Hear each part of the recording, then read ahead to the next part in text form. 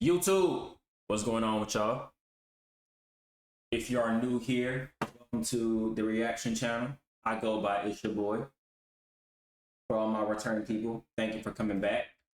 Today, we have another Jimmy High Roller video, y'all. And it's about the MVP race. Now, if you guys haven't been aware of the NBA MVP race, well, let me not explain it. Let me go ahead and give the reins off to somebody who's a little bit more qualified. You know what I'm saying? But it's been very entertaining. And regardless of whose side that you pick, it's really up to opinion, honestly. But let's go ahead and get into it. We are now just a few weeks away from the end of the 2025 NBA regular season, and by this point, the MVP race is usually all but wrapped up. But what do you do when there's two MVPs? History says you vote for the guy who is leading his team to the most wins of any team in a decade while putting up prime Michael Jordan numbers. Very clearly the best player on the best team, which should make this decision pretty obvious. Except it's not. Because history has never seen a season like the one Nikola Jokic is having.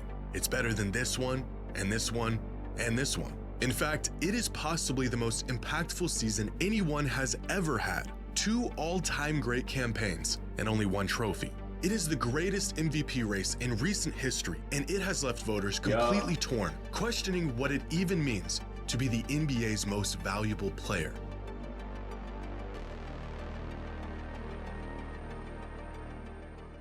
Put it like this.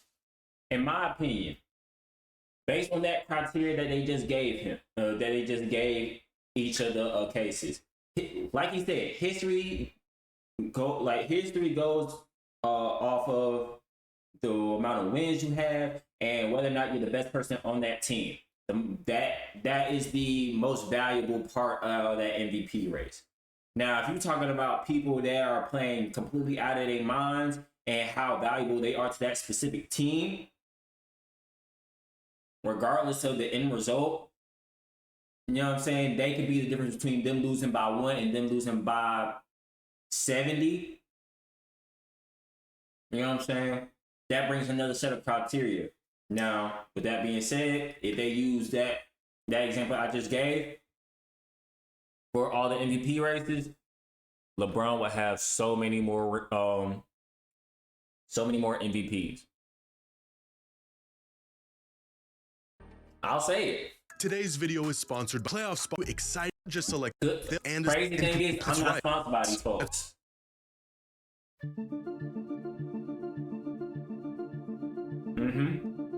The most compelling case someone can make to be the most valuable player in the league is to put up the best numbers in the league. This isn't the only ingredient to the MVP recipe, but it's a big one. And right now, Jokic and Shea aren't just having the 2 best seasons in the NBA, they're having 2 of the best seasons of all time. Just looking at some simple box score numbers, Nikola Jokic jumps off the screen like the obvious favorite. A near 30-point triple-double on nearly the best efficiency in the entire league, and the first player to ever be top 3 in points, rebounds, and assists. Bro, that is ridiculous. And I'm assuming these check marks. Actually, no, I'll take that back. Because now I understand what the check marks are. That's just like who wins each category. But these stats are crazy. I ain't got really too much else to say other than how absurd these stats are. Numbers that make Shea's season look a bit pedestrian, despite being historic. 33, 5, and 6 on at least 60% true shooting is a stat line that has only been achieved by 3 other players in the history of the NBA. Michael Jordan, James Harden, and Luka Doncic across 5 different seasons. Although none of them were as efficient from the floor as Shea is this season. However, box score numbers by themselves have never been quite enough to compel voters. Of these 5 previous seasons, only one of them ended up winning the MVP. Michael Jordan in '88. And to pull it off, he had to also be the best defensive player in the league. In the case of Jokic, there's only been one season in modern NBA history that compares to his, Russell Westbrook in 2017. And that season, he was the runaway MVP, receiving 69 of the total 101 first-place votes. The glaring difference between these two seasons? The mile-wide gap in their efficiency. Nearly a decade and some of the most absurd statistical seasons later, and the upgraded version of Westbrook's MVP season. And look at the difference between their usage percentages, bro. Westbrook was able to do all this off of 41%. This man's barely hitting 30. Not only doesn't warrant a runaway victory for the award, it may not even win it. But these numbers hardly even scratch the surface of the impact and value these two provide every game. If we take a deeper look into some of their more advanced numbers, we can see just how remarkable Shea and Jokic have been this season and why the MVP race is as close as it is. To put into perspective the caliber of season these two are having, LeBron at his absolute statistical peak had a box plus minus of 13.24. Steph Curry at his absolute best had a BPM of 11.94. This season, Jokic has a box plus minus of 13.21, and Shea is at 11.58. Choosing between Jokic and SGA this season is like picking between '09 LeBron and 2016 Steph.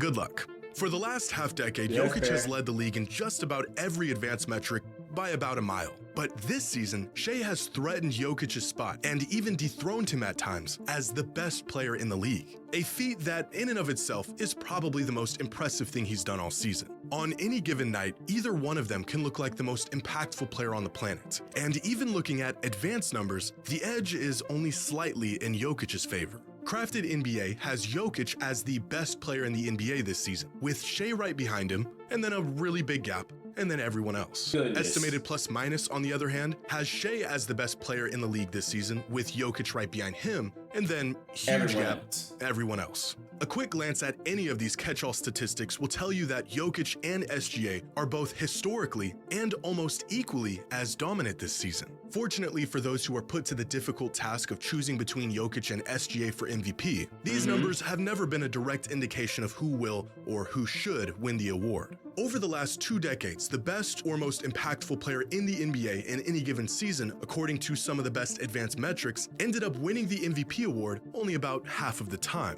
Many times, these are cases where the individual numbers were backed with regular season team success. But rarely have the numbers alone, regardless of how great they were, been enough to be crowned the most valuable player in the league. In fact, if putting up the best stats automatically made a player the MVP, voting for the award wouldn't even be necessary. So in terms of sheer individual numbers, there isn't a very compelling case to be made in either direction. Jokic's numbers are better, but without more context, their dominance from game to game is virtually the same. So we need to add more context. How are these performances impacting their team? And to what extent does their historic production lead their team to success?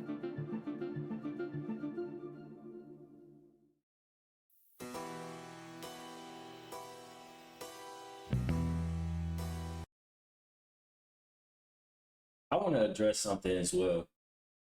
The way the Oklahoma City Thunder have been acting on these post-game interviews have trickled down to so many different places.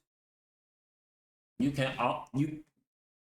almost have a very hard time keeping a straight face after a situation like this occurs. You done put your whole team on your back to win a very crucial game, to win a very important game. You done rehearsed your whole life in these type of moments of what you're going to say, how nonchalant you're going to act. Oh, I was just doing it for the team, man. Whatever the team need me to do, I do it. It is just a very good night for me. I owe it all to my teammates. It's them. They were getting me open. They were feeding me when I was open. I put in the work to show up tonight and everything paid off. Right. There's that whole thing. But when you have teammates glazing you to this high of an extremity, it's hard to maintain your composure. and not bust out laughing or just not acknowledge it.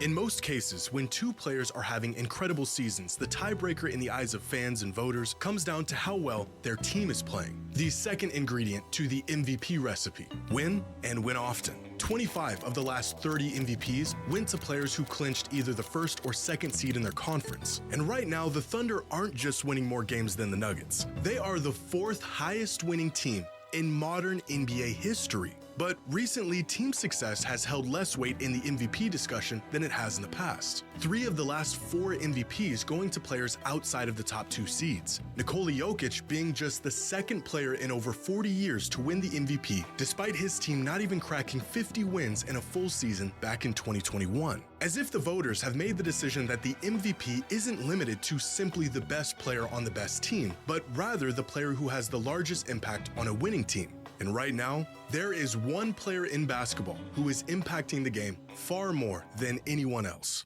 Here are the current top 8 leaders in the MVP race: Jokic, Shea, Giannis, Tatum, Mitchell, Curry, Mobley, and LeBron. And here are the net ratings of each of their teams. Shea has put on a masterclass all season, leading the Thunder to be not just the most dominant team this season, but the second most dominant regular season team in NBA history in terms of net rating. And for many people, the overwhelming team success the Thunder have had this season is enough to push Shea into the lead for the MVP. But value isn't just when your team wins. It is how much your team depends on you to win. If we look at each team's net rating when their MVP candidate is on the floor, it is clear that the Thunder are easily the best team in the league when Shea is on the court, with an absurd net rating of plus 18.3. This means that when Shea is on the floor, the Thunder are nearly 20 points better than their opponents per 100 possessions, followed by the Cavs with Mobley, the Cavs with Mitchell, and the Nuggets with Jokic. But the most revealing measure is the difference a player makes for their team when they're on the court versus when they're off the court, where Nikola Jokic jumps out as by far the most valuable and important player to his team in the entire league.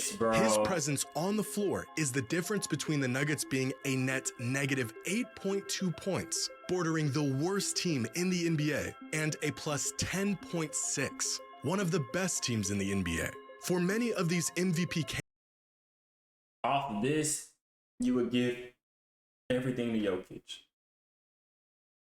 Like, this man's performance is making this team be a million times better than what it should be based on everybody else's performance. They don't know how to operate well without him. It's like, even with the Thunder's case, they can somehow manage, right? They can somehow manage. Obviously not to the absurd ability that Shea has, but they know how to play well enough with each other in order to make do when Shea needs to be off the court.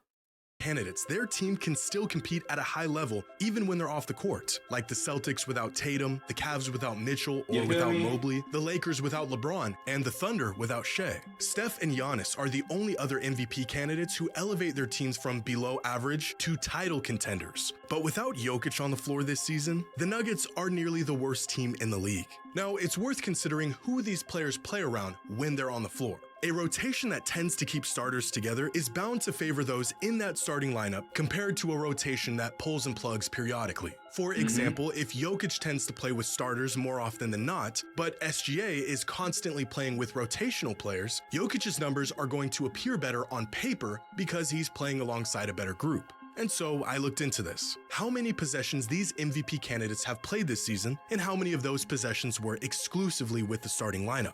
And it turns out that Nikola Jokic does have the benefit of playing with the best players on the Nuggets more than any of these other candidates play with theirs. 17% of all of his minutes on the court coming alongside the Nuggets starters. For comparison, Steph only plays with the Warriors starting lineup 9% of the time. But in most cases, this number is negligible. For example, Giannis plays with the Bucks starters virtually as much as Jokic plays with his. And at most, the difference in time these players see on the court with their best unit varies by less than 10% of their total playing time. In other words, it doesn't really matter who Jokic is playing around. He rises the tides for his entire team significantly more than anyone else in the entire league. In fact, according to Cleaning the Glass, when you translate these on-off splits to an estimation of impact on Denver's record, the Nuggets are a staggering 45 wins better as a team when Jokic is on the floor versus when he isn't. For comparison, Shea's on-court impact on the Thunder projects to them being about 15 wins better as a team. But this is where the discussion becomes a matter of what you value most in your most valuable player. Because while Jokic elevates the Nuggets to one of the best teams in the league, Shea elevates the Thunder to being one of the best teams of all time. Is it more valuable to drag your team from being bad to being in title contention? Or is it more valuable to elevate your team from title hopefuls to overwhelming title favorites? This is essentially what the MVP race is boiling down to. A player with ungodly numbers propelling his team to compete at a level they have no business being at, or a historically great scoring juggernaut who is the sole leader of the best team in recent history. And the answer to this question may boil down to a third and final ingredient to the MVP award, a factor that is often ultimately decided who has won in the past and will more than likely be the deciding factor this season. Playoffs. Maybe. A story worth voting. In ESPN's most recent MVP straw poll, 100 members of the media were asked to cast their vote on who they thought was the MVP of the 2025 NBA season. The results? Within the top 5, Donovan Mitchell received 0 first-place votes. So did Tatum, and so did Giannis. Nikola Jokic received 30, and Shai Gilgeous-Alexander received 70 of the 100 first-place votes. So far, the media has spoken, and they think Shai is this season's most valuable player. But in more recent surveys asking players, NBA executives, and NBA analysts, out of the 25 votes that were casted, 18 were in favor of Jokic, and only 7 voted for Shai. Which brings us to our third ingredient in the MVP. Narratives. Beyond what you do on the court, the story has to be in your favor as well. And at the moment, every narrative is beaming directly at Shai Gilgeous-Alexander to become this season's most valuable player. First and foremost, he is the best player on the best team, a formula that has led to more MVPs than any other. While Jokic is fighting the uphill battle of voter fatigue, Shai is ripe to receive his first MVP. He's not just having a great season, he's having an all-time great individual season. He plays both sides of the ball, he is the leader of the NBA's brightest young team, and in a league that's been searching for a fresh face, Shai is front and center. SGA has what I consider to be the perfect MVP resume this season. He checks every single box for what you would want in your most valuable player. He has the marquee performances, he has the momentum, he has the caliber, and of course, he's never won it before. But narratives can also lead us astray. They can allow our emotions to dictate how we perceive what we are actually seeing. And that's where precedence gives us points to reference in search for the most fair and accurate conclusion. It allows us to not be prisoners of the moment, but instead consider the history of the game and the unwritten rules we've abided by up to this point. Precedence tells us that no matter how great a player is, winning 4 MVPs before making it to the finals even twice is completely unheard of, even for the greatest players to ever play. For this same reason, voter fatigue is a frustrating but very real thing. If the MVP award purely went to the most valuable player in the league every season, Michael Jordan and LeBron would each be sitting on about 8 of them right now. Instead, the award sort of blends from one season to the next, taking in the context of everything that came before it and the consequences of it. Decades ago, MVP voters decided that the award was not reserved for the best player or even the player having the best season. Instead, it was an award that had multiple ingredients, multiple boxes that needed to be checked off. But even by their own criteria, what qualified a player to be the MVP was changing all the time. If it was simply the player having the best season, Michael Jordan would have won it about 8 times. If it was the best player on the best team, Michael Jordan would have won it about 8 times. But instead, he has 5, which has essentially set a firm benchmark on how voters vote for the foreseeable future. Voters messed up by not rewarding MJ with the number of MVPs he rightfully earned, and so every player that came after him is held to the same arbitrary, convoluted standard. As one fan put it, sports writers regret not giving Jordan all the MVPs and now punish everyone after that like it's a Supreme Court case and not just something they could change at any time. A case of we do it this way because we've always done it this way. The MVP award should be given to the most valuable player in the league. But it's not quite that simple, and it never has been. To make the argument, and by that definition, Jokic should be the MVP. Now, voter fatigue is a real thing. Sometimes you just get tired of seeing the same person win continuously. But if they're just that great, they're that great. Doesn't change the fact of how you feel about it. Their greatness is undeniable. Like, that standard should be that standard. And I'm glad that he mentioned the fact that Jordan and Bron should have won a lot more MVPs than they did, based on the like natural criteria of the phrase most valuable player. Yeah, they may not end up being the best team, but it's a player individual award. How much impact does this player have on this given team? And with that being said, there ain't too many people season to season that are more impactful than LeBron. Jokic is one of them. Now, with that being said, SGA is a very impactful player in his own right. But as the season has already came to, like, they can perform without him. Not to the same degree, but they're still relatively okay. Like, it's still relatively fine. So, like, the argument is still the same as how it's been presented. You have someone that's literally taking a team from bad to relatively good or good enough, and then you have a team that's good enough or good and making them extremely great. Now, the only way that you can really tell who has the most impact is if you were able to just, which I feel like they kind of already done with the early part of the video with the point differential and plus minus swings. You have to sit here and judge whether or not the amount of difference between SGA's impact when he's on the court and off the court is as big or bigger than Jokic's difference between him being on the court and off the court. And with those point swings, it seems like it's not. So Jokic has to win the MVP. But me personally, I want SGA to win. I want SGA to win. I'm not gonna lie. I want SGA to win. I done seen this man win enough. I done seen this man win enough MVPs for the time being. You know what I'm saying? And plus, his team is doing really freaking good, bro.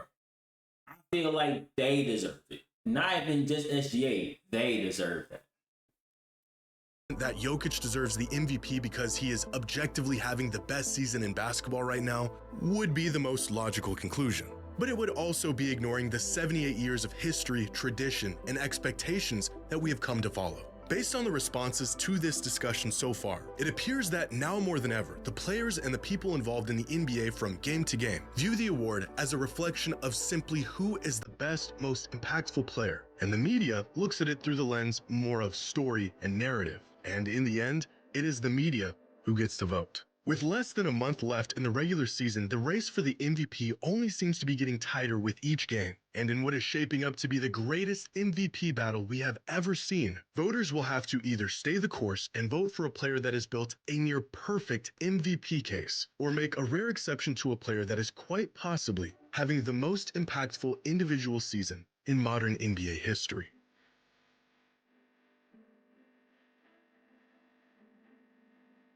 Mr. High Roller, you done did it again.